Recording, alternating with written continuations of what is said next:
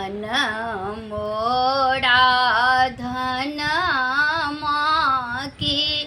धन भेलै आजू सोना माकी धन भेलै आजू सोना माकी अंजनी के पुत्र हानु मन हो लालन माँ की अंजनी के पुत्र हनुमान हो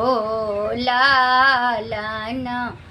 माँ भने तो है लंका गेला लंका के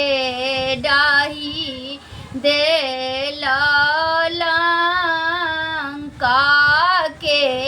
डाही देला विभीषण के कोटिया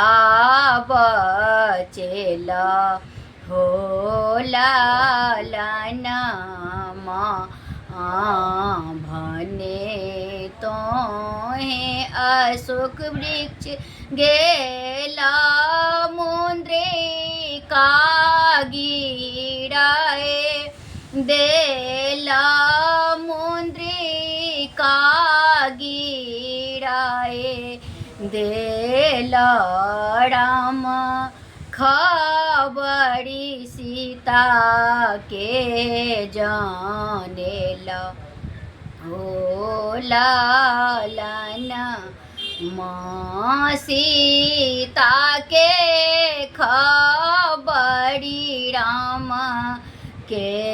सुनेला हो लालन माँ धन मोड़ा धन माँ की धन भेलै आजू सोना माँ की धन भेलै आजू सोना माँ की अंजनी के पुत्र हनुमान हो लालन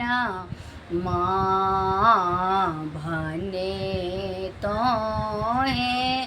सिंधु पहाड़ गेला सजीवन बोटी आनी लेला सजीवन बोटी आनी लेला लखन भैया के प्राण बचेला हो लालन माला लखन भैया के प्राण बचेला हो लालन माँ।